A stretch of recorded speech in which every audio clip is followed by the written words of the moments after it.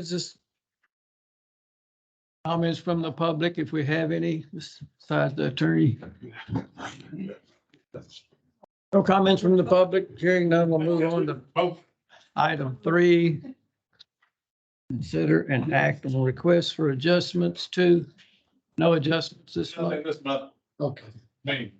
I don't have an adjustment, but I do have, let's see, it's a house that we've been trying to, it's 7 Amberfire Place.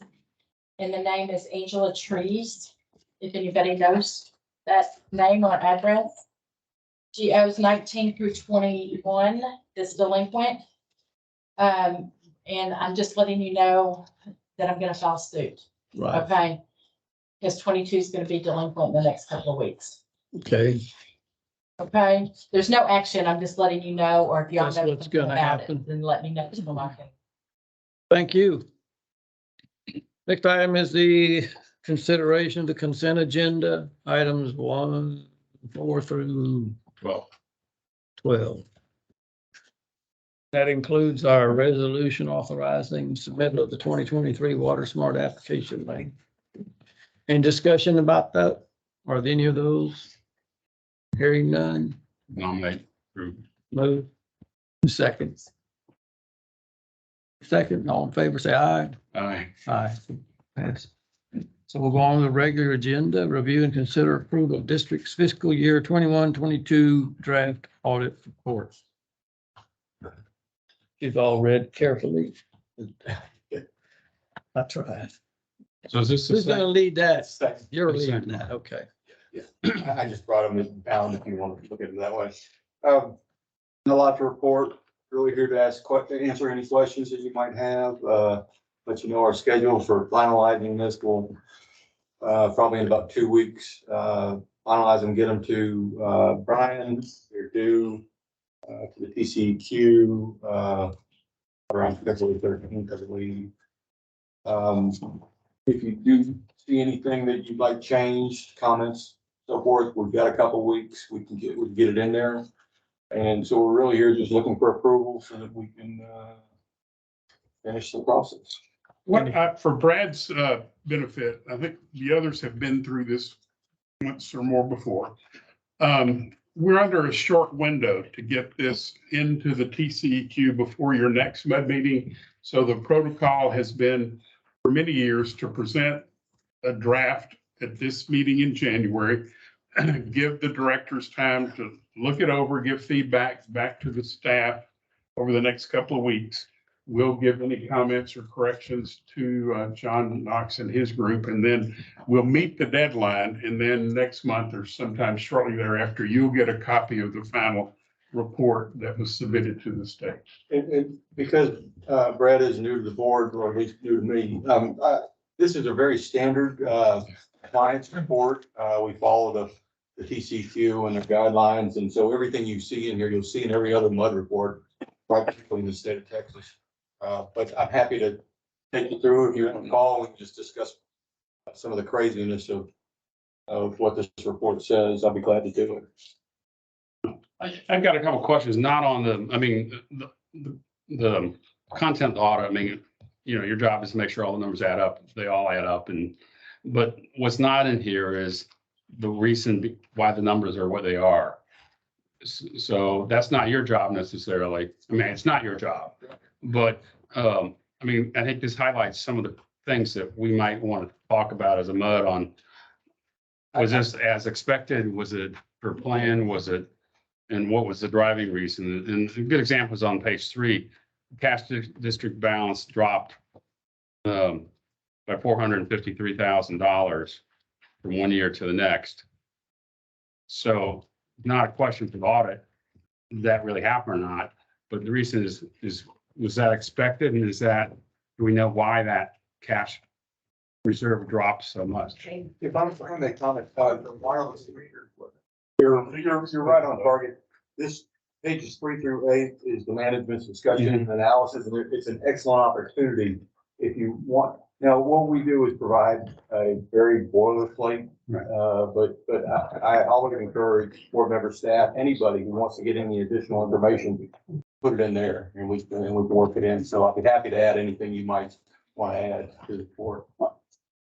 I mean, do we know why? Well, I'm thinking, I don't know if Marine's. Maybe just take that as an action item and get. But I think if you look back at your budget, that number was in there and it probably projected a loss or a drop in cash. If we went back and look at the budget, I think. Yeah, it's if you're like- talking about that bullet point about changing that position or changing cash. The cash position, cash balance dropped down by $453,000. Yeah, and you did budget to, if I remember correctly, on page 34, you did budget to gain 250,000. So that's a large part of it. Contribution to the Bear Branch Drainage Project. It's the big. Was that the big one? Okay, because that, my follow-up question on that was on page 6. It talks about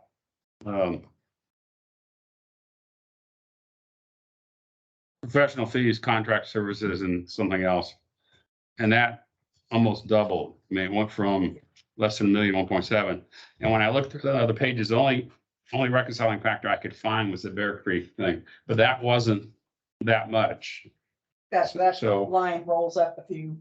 Yeah, that includes the Bear Branch. But if you could just provide a simple bridge on what the biggest factors were that drove those two changes, that would be helpful for me. Yeah, one thing I can certainly do is break the contribution out on that page. Well, yeah, I'm not sure it's required to do it as part of the audit, Right. but just as a information sharing to the Yeah. directors.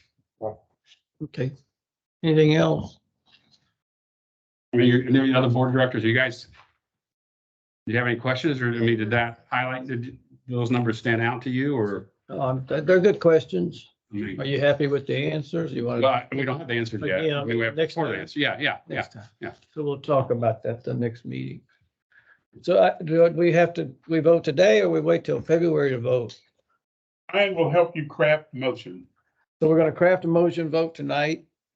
And then if nothing substantial changes, we're out. The motion today would be to approve the audit, subject to any comments that may be provided by directors, staff, or consultants, and Right. authorize the filing of the audit with the TCEQ by the 135-day deadline that's set in the water code. And that deadline, as John mentioned, is around February, 13th. So. I get somebody to make that motion. I'll make the motion. Second. All in favor, say aye. All right.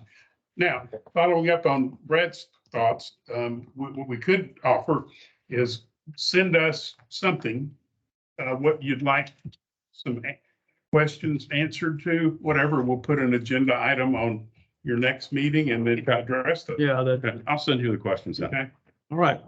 Thank you. Let me know if there's any changes that you want to make to the NDA as well. Yeah, I just think they were material to the audit, but they were just information. there's prompted questions.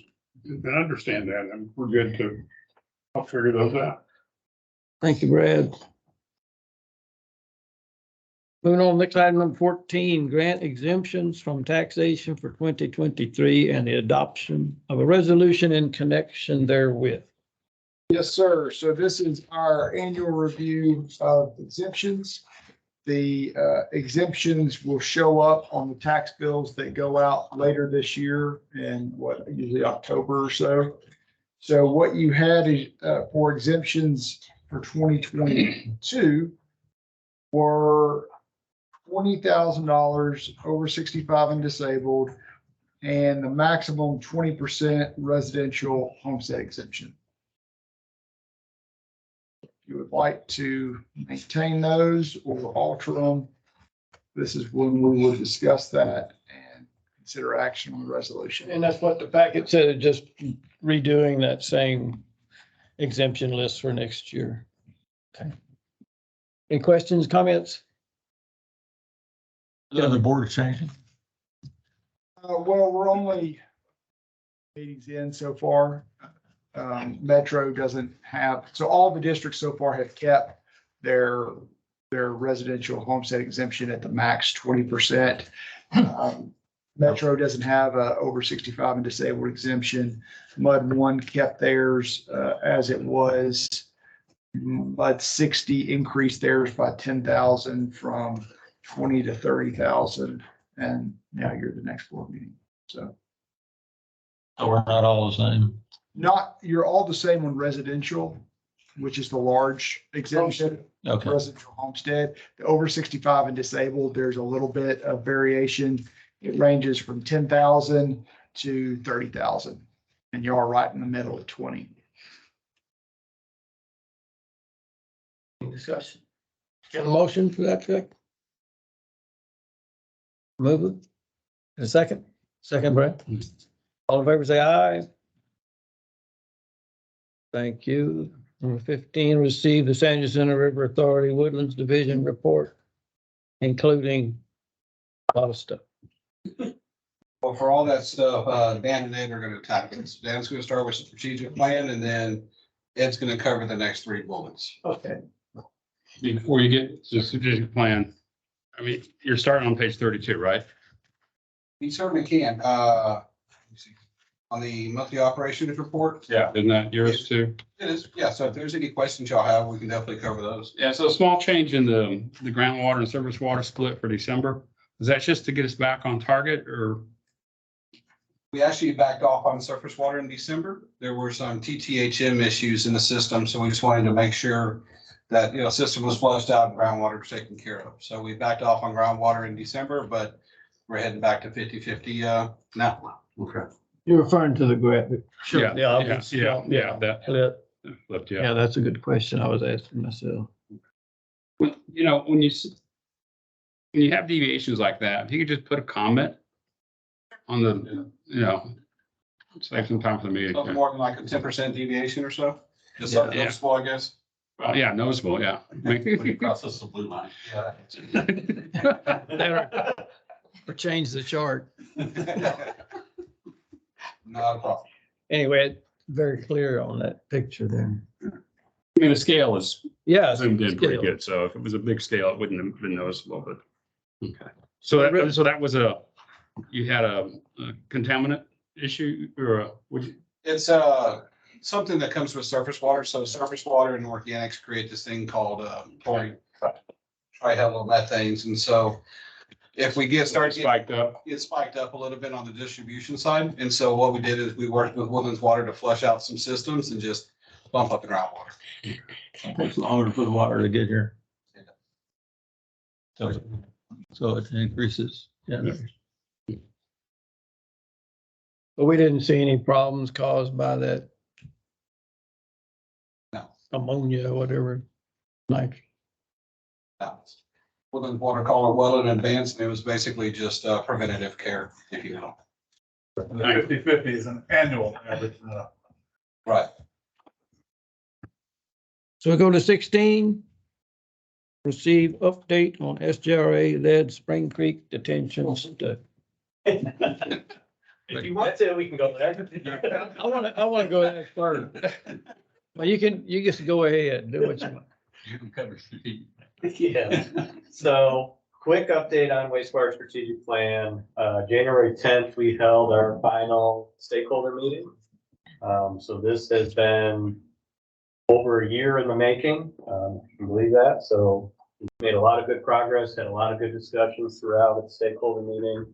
Appreciate everyone involved in that. Page 42 in your packet is a one-page summary with a few exhibits discussing recommendations from SRA that the stakeholders voted on during the January 10th meeting.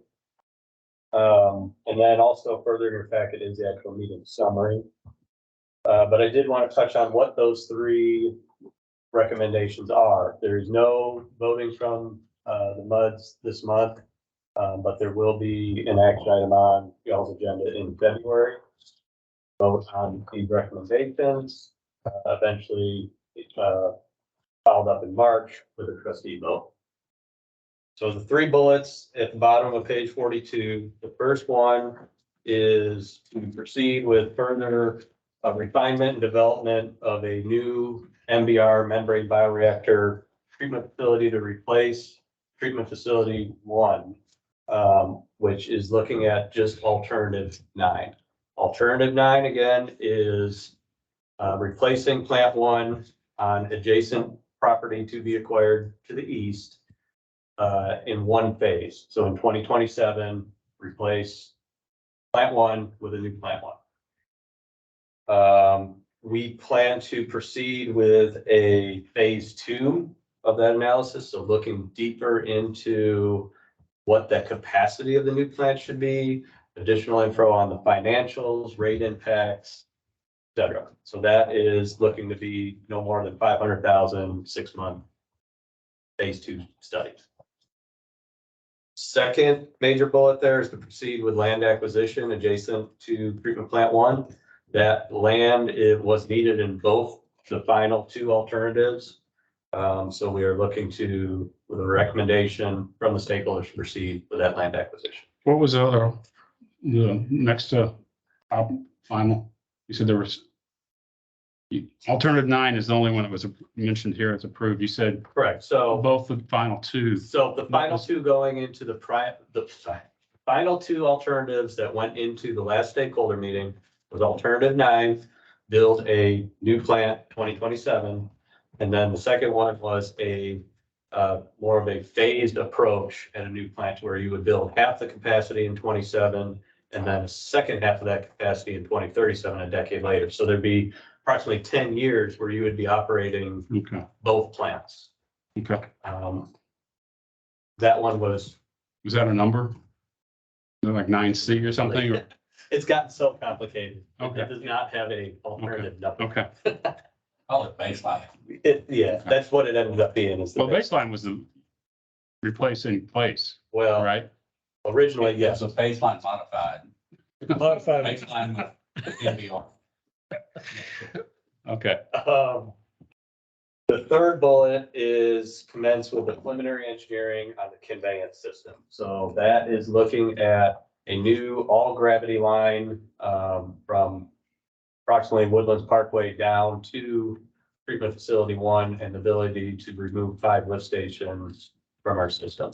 So that was also came out of this wastewater strategic planning. It was common amongst multiple alternatives and appears to have a significant value that we want to proceed with preliminary. One other item, just to let you know, is up on the Google Drive, there is a draft technical report summarizing everything from the beginning of the study in November 2021 till now. It does not include the final recommendations, conclusions, because it was completed before the last stakeholder meeting. And then there's also numerous appendices that go with that. If you have comments, questions on that, feel free to reach out.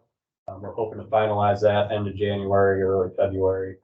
But yeah, let me know, but that is available to you. So a lot going on with this project.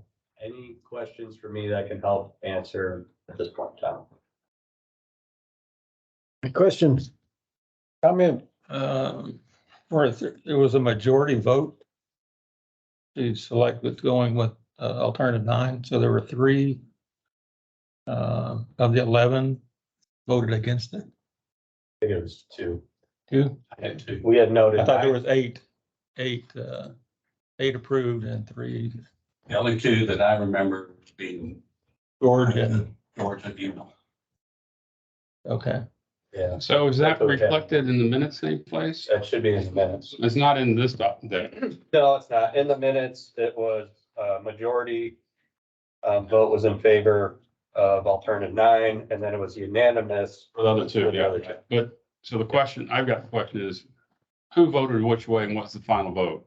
Which is what Don is asking, I right? think it's significant to know that. Yeah, no, I was gonna ask you to repeat.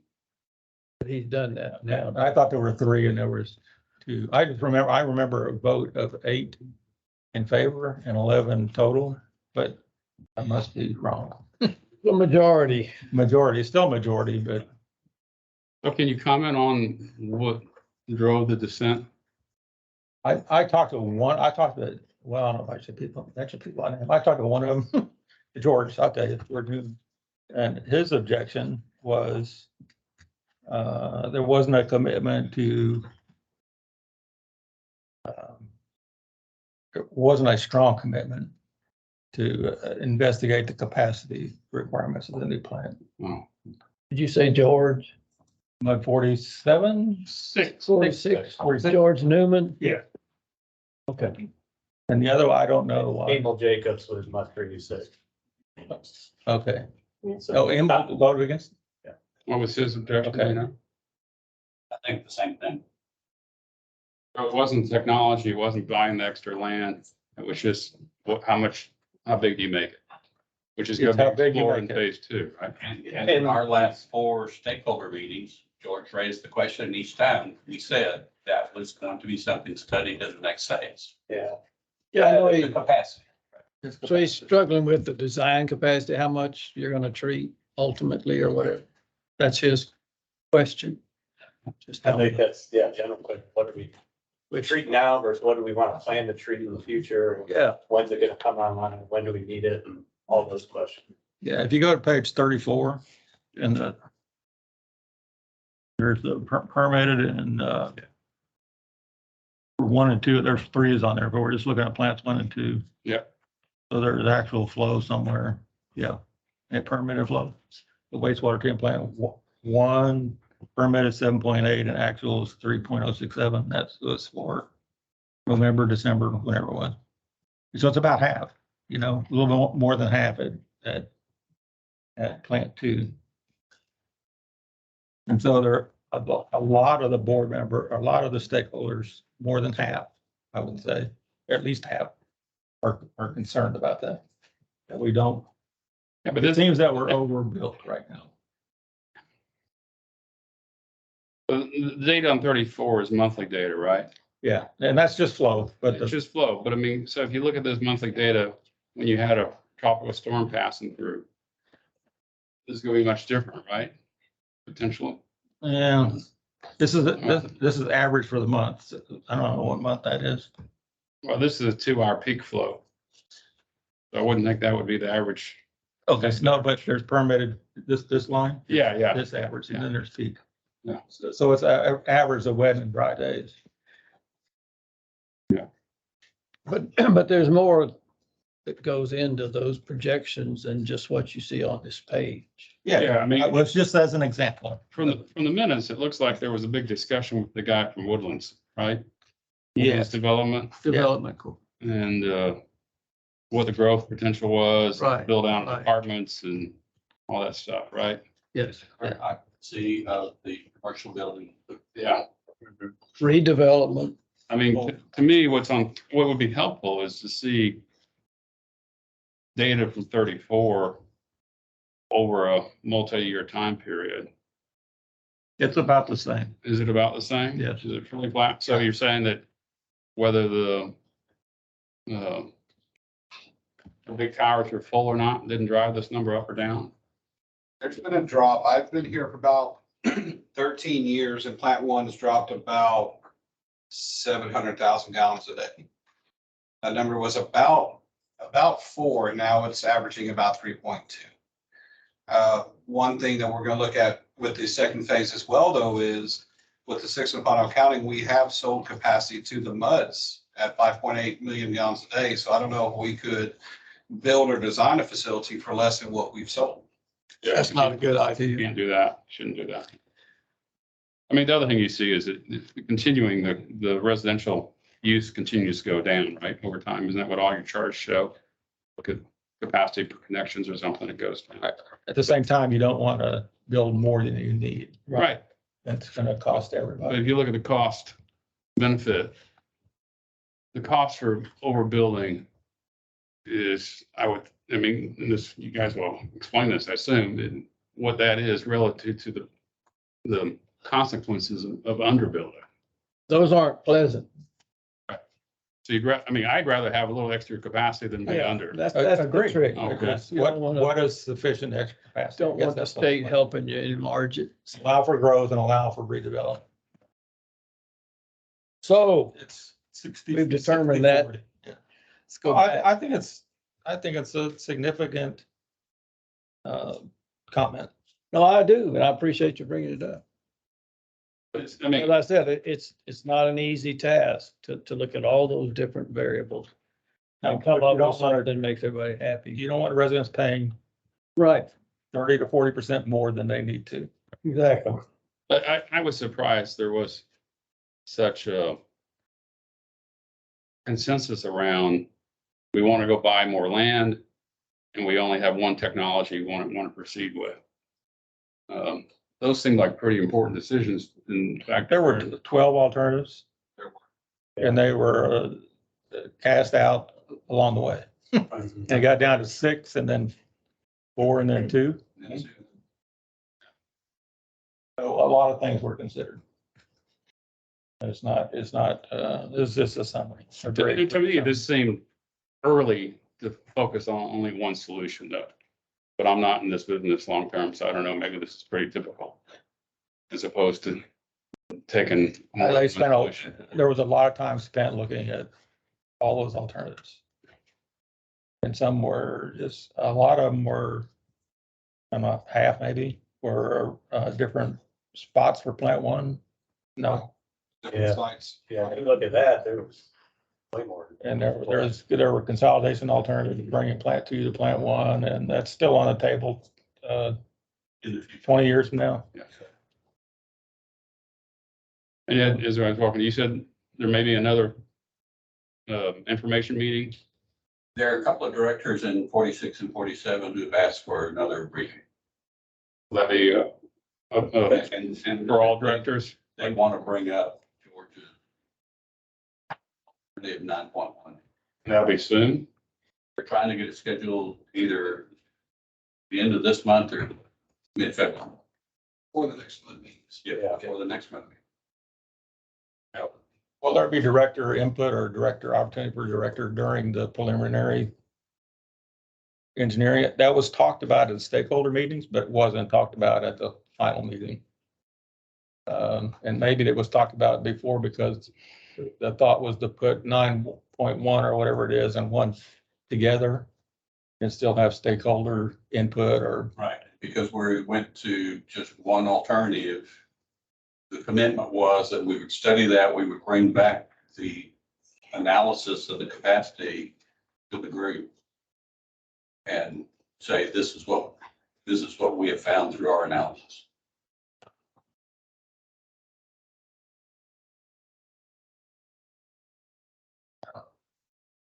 I think there ought to be a mini stakeholder group or an ad hoc committee or something. I think that would go a long way to smoothing the other directors that were on the fence. And that's why George voted against. You know, we've made the commitment to study the capacity. I don't know how stronger we can say that, make that statement. We're going to spend your all's money to study the capacity to see what the correct volume should be based on the contracts we have in place and the flows that we're getting. And expected growth. Yes.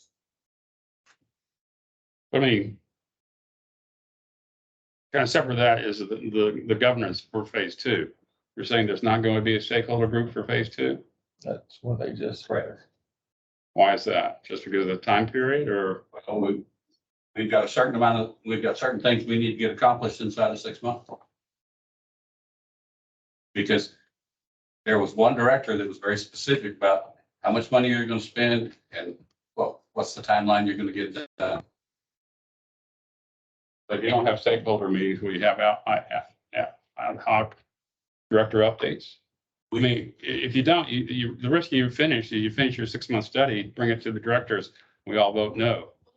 Changes depending on the capacity, you're still gonna get the land and you're still gonna be taking all the The modules. difference would be whether you're building a plant for 7.8, which is the permitted amount. But it's it's modules, right? So you just. For the most part, it is modular.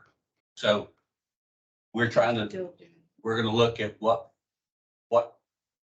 size modules are appropriate that allow for current flow, expansion, and meet contract commitments.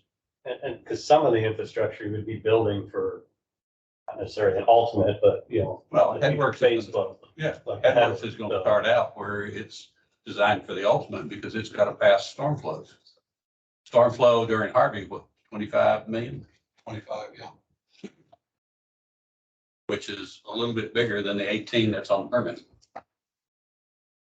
You're going to storage for that, right? Well, we're talking about an equalization basin, yes, sir.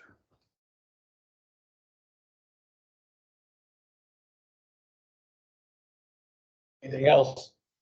I got on that. We move on, I think. On the infrastructure funding, Congress has passed the omnibus bill that included monies for Bear Branch Dam. What we haven't heard is when the appropriation is going to be made available. So that's still a work in progress. Congressman Crenshaw's office will, as soon as they're notified of the appropriation, they will do a press release and we'll go from there. Bear Branch Dam low flow vault, the plan should be complete by the end of this month. And please recall that I've reported to you that the hatch was put on, we ordered it in December because it had a 13-week lead time. So by the time the hatch shows up, we should have a contractor ready to go and we won't have lost any time. Bear Branch Dam drainage, we are under contract with LTA Engineering and they have started surveying and started gathering data to prepare the various hydraulic models and do their preliminary engineering report. That's going to take about 9 months for them to complete their preliminary engineering and hydraulic modeling. Any questions? Questions? Ed? None? Thank you, Ed. Yes, sir. Receive update on SGRA Lead Spring Creek Detention Study, Mr. Hildebrand. So not much to report this month, other than we have a scheduled funding partner meeting for January 30th. That's where our consultant will be presenting the funding partners with the results of optimizing those dams. And we will be discussing with the funding partners and hopefully getting direction on what the path forward is from this point. So January 30th is the next book date.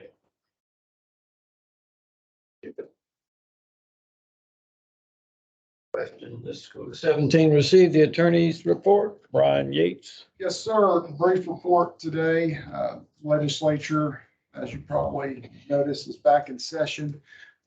We, as in prior sessions, have lobbyists in Austin that are monitoring, in addition to advocating for bills for particular clients that have engaged us to do so. We're also monitoring bills that are of general interest to our water district clients, and we'll be coming back to y'all with updates on any bills that appear like they are making their way through the process and have a decent chance of getting through. Of course, very interested to see how the legislature is going to handle that $33 billion surplus. There's been talk about changes to property tax exemptions, so we'll be watching that to see what impact it may have on our district clients. But early in the session, Yeah. we talk about each session. There's about an 85% kill rate for bills that get introduced. There's only 15% or less that usually get passed or introduced. So you'll see a lot of crazy stuff get introduced early on, but most of it doesn't have a snowball's chance of getting across the finish line. But more to come. Well, I heard this evening that at least one of the water committee chairs, I think in the House, we're talking about getting some of that money to push it to, for water infrastructure purposes. Those are extremely good ideas. We've seen already through previous sessions what, a little bit of seed money can do. Nowhere near the scale of what the legislature is working with right now. So those could be some very, very long impactful uses of the funds. Don't recall the name of the group, but apparently they've got a combined water committee now or group between. Hopefully there will be more funds steering board, the Water Development Board, to be able to use for these types of grant and loan programs that have been Swift and stuff like that. exactly in previous sessions, but they've been able to leverage through using it as low interest loans, right? Some limited amount of grant funds, but legislature has a lot Mostly more the- funds to work with right now, if they want to beef those programs up. Right. Thank That's you. all I have under 17. 17, number 18. 18, I'm covering that one as well. So you'll see in your packet, the memo as well as the red line of the amendment to policy RNS 14. This is follow up on Senate Bill 3 that we talked about after the last legislative session. That bill was passed in response to Winter Storm Uri. For the Woodlands, it was really a bill that was solving a problem that didn't exist. We didn't, our Woodlands water staff didn't turn folks off and didn't disconnect people or impose late fees for customers that were impacted during Winter Storm Uri. But I guess there were a handful of bad actor water service providers that did, and that spurred the passage of Senate Bill 3. So part of Senate Bill 3 was that it tasked the PUC with implementing rules or developing rules. They've finally done that. The rules required a one-time notice, which we worked with Jim to go ahead and get out in the January bills. So that's already been done. Also, there has to be an option for customers to have a payment plan in the event that they're impacted by a severe extreme weather event, which is defined to be I believe it's 2 consecutive days where the high temperature doesn't exceed 28 degrees. So yeah, not very common event here.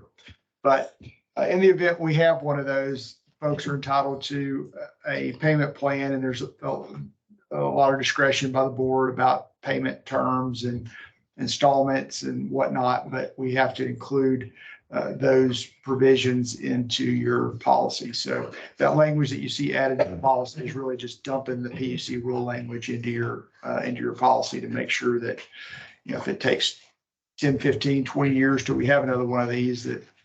Right. Well, it seemed like in reading it, like you said, there's a lot of leeway by the MUDs or again, seemed quite reasonable to me. And like you said, we didn't turn anybody off. So I think that would be, so we need to vote on that We to do. include that into the policy. Into the policy, and that's really more for record keeping. So Right. we need to dust it off. If we have one of these down the road, everybody will have slept 2 or 3 times since then, and we can remember what the rules were. Any questions or comments on it? And get a motion to adopt the policy. Right, one move, any second? Second, Brett. All in favor, say aye. Aye. Mr. General Manager. Few items to highlight from our trustee meeting. There was a discussion centered around the recent Lone Star Groundwater District election. The Woodlands candidate, John Yours, that was received the high number of votes for that election, and then was received a letter from Lone Star Groundwater District's legal consultant that he was not an eligible candidate. The trustees agreed to support President Bob Lux sending a letter to the Lone Star Groundwater District Board recommending that they appoint John Yours. John Yours did submit his resignation Friday from the MUD 36 board. They will act on that tomorrow. So that, from a technical perspective, should free him up to be a candidate to be appointed. We'll see how it plays out. Last week, John Geiger, our public education and outreach coordinator, attended the monthly Chamber of Commerce board meeting and conveyed to them our concern about that topic and that we would likely be recommending he be appointed. They offered some willingness to support that position. There's going to be a business advocacy council meeting Friday morning, and we may be either attending or speaking at that to see if they're going to take any action on that topic. The Public Education Committee presented a strategic You know communication. the timeline for when Lone Star is going to make a decision? There is no, their general manager relayed to me, there is no path established by their board at this point. And I think there are a lot of options on the table that they could take. We don't And know. who are they considering pushing to be appointed John Yours is who, we- again, or actually? well, Lone Star. Yeah, I just meant, I thought you said Lux for a minute. no, Bob is, He's. wrote the letter on behalf of the Yeah. trustees. Well, I won't go into it too much, but do you remember when that bill was passed?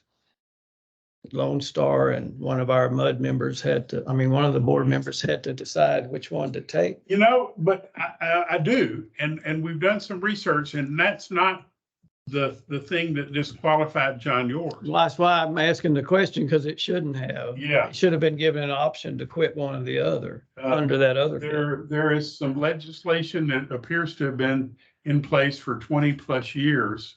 That you can't, Back to the 95. Yeah, that you can't run or be elected if, or groundwater districts. There, It's unique to groundwater district, isn't yeah, it?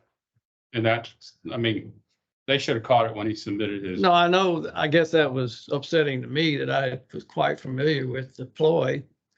But, that was actually, well, I won't go into that. There were reasons they did it, that at the time.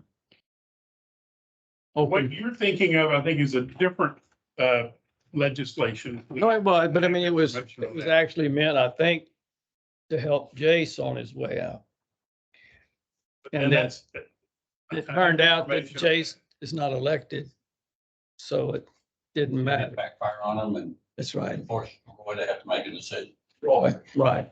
So I know there's a difference, I've said, but that was the first thing that came to my mind, to wait. Yeah. He didn't have to quit, he just had to make a choice. In this case, you had to have it beforehand. And I agree, I'm sorry they didn't know that before. Well, somebody knew it. Yeah. All right, anything else on that? Just the Public Education Committee strategic plan was adopted. We did have a lengthy meeting here first week in January with Mike Turco with the Harris Galveston Subsidence District, his technical staff, talking about the U of H press release and story and the satellite data that's available regarding subsidence. Mike Turco and Subsidence District revealed they have been working with U of H. They've also been working with SMU, getting satellite imagery and utilizing that data, looking at subsidence.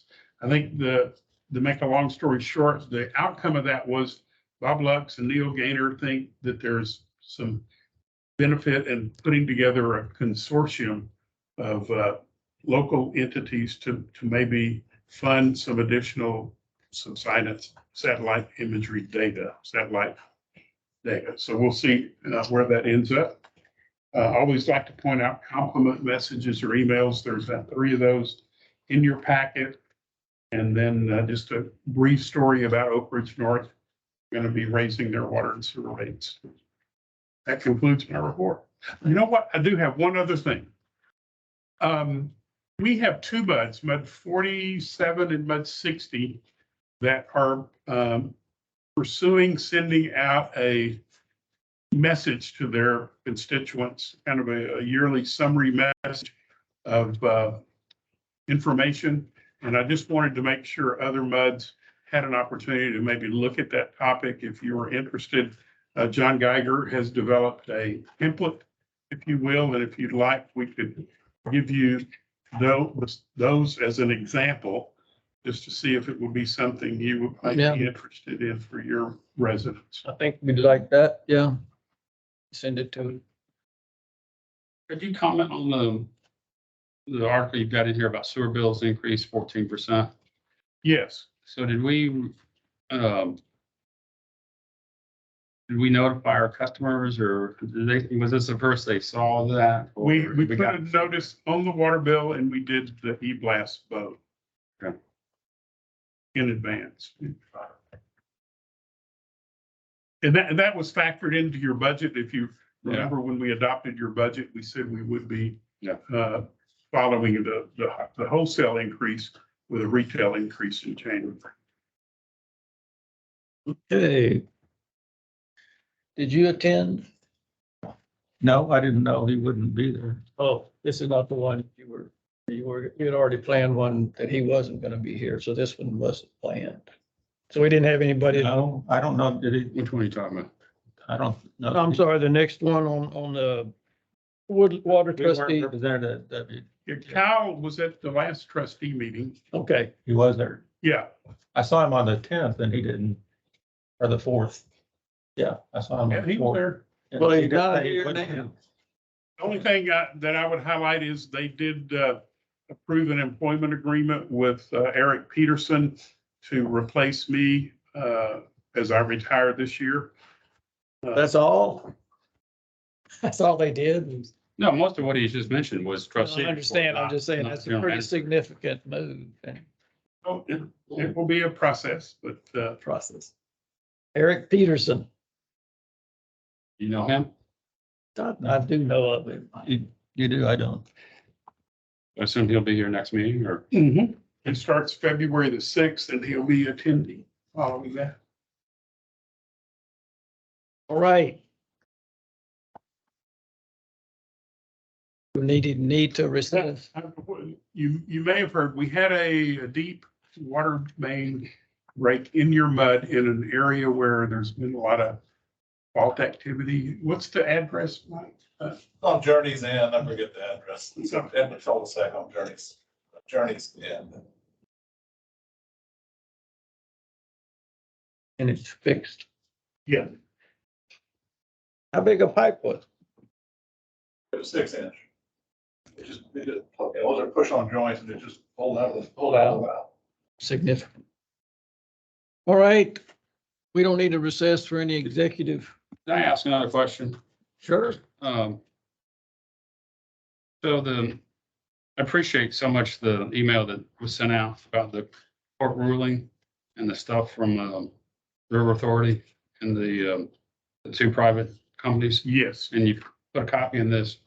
Do we have any, the River Authority want to comment on anything else related to that court ruling and what we see going on? So obviously the ruling was very favorable for us. There is, through various conversations, the other side is probably going to appeal. They're asking for us to, they stand on with their appeal in exchange for them paying us for the 2 years that they haven't paid us. And because, and Brian may be able to help me with some of the legal part of this. It looks more favorably on the court if both parties are agreeing to the appeal. That's what it's scheduled to. Yeah. And so, we're still negotiating on, they call it a Rule 11 and describing what everybody's signing on to. And so we're still negotiating on some of the Rule 11. But we had a conversation today with our folks. We're pretty established on what we want out of it. This doesn't make any sense. What that we would Why would you agree to? it To help helps. them. Yeah, help them. to get a I mean, final ruling. That's what you want. It helps. My understanding, it helps. I understand that, but why would, I mean, Well, Because we get paid. the ruling, the appeal is not discretion. It's not an appeal to the Supreme Court. It's to the second level. okay. So if we're agreeing, are we saying we don't agree with? We agree with the ruling that's handed down. And we think it will be upheld going forward. And all this does is help expedite the process. And like you're saying, I don't agree with their. No, that's not at all. So, They're not they're not agreeing with the position that the opponent has taken in the appeal. They're just agreeing to move forward with the process of an appeal, but not the position that the You get final resolution. party. Yeah, that's, all right. Then so where does Conroe fit in? Independent. They're not part of this suit. It would help in that case, right? It has the potential to, because if the court, as I understand it, if the court, if you go through all the appellate process and they confirm that contract's valid and incontestable all the way through, that helps us with some of the other cases. Yeah, they still got to get through governmental immunity, which is a defense that the private parties couldn't make. But if that defense gets poured out, then you could piggyback on the ruling regarding the incontestability once you take governmental immunity off the table. But Well, Conroe's hoping that governmental immunity provides that out for them. most entities do. Most governmental entities. I mean, that's standard operating procedure that, you know, if you're a governmental entity, you get sued, defense number one is governmental immunity, clear the jurisdiction. Or is there a guess on how long the appeal process will be? 9 months, 12 months. It's typically what we've seen on the last couple of appeals. But if you go forward as planned, you'll get some money now, Correct. which will help. And Quadvest and Woodland Oaks owes us, if you count all in penalties, interest, everything, it's right at 11 million. If you take penalties and interest and penalties and interest out, it's probably closer to 8.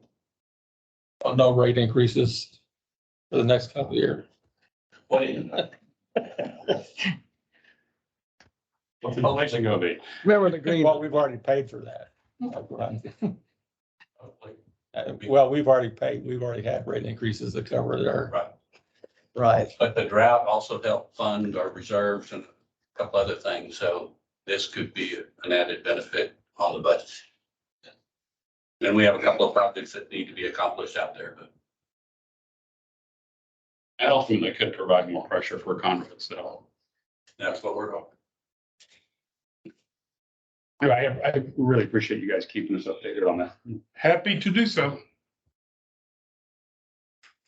All right. Won't reconvene because we didn't convene, and then we'll discuss any matters for placement on future agenda. Go ahead. Any, We'll have an item with a sample of MUD 47 or MUD 60 or both message to their residents. You might be thinking in the meantime, what topics you might want to highlight. With the template, well, I'll send you all a copy of the yeah, template. what they've said would help. And it still has a, MUD 47 finalized theirs, but MUD 60 is still tweaking theirs. Anything else? No, sir. I have a question, the Austin Association, the association. AWBD? Yeah, is anybody going to that? Was there a sign up list or was there a? Did you register? No, I didn't register. Do you want to go? I don't think so, but who's going and what are we You don't- getting out of it? You don't know what you're Hey. missing. AWBD has two meetings a year, one in the winter and one in the summer. It's an opportunity to sit at the table, well, first of all, to attend breakout or sessions relative to mud business. I think they've published their Yeah, the calendar. Yeah, calendar. There's a few things on there I think that are interesting for us. It's you can get together with 1,200 of your closest friends.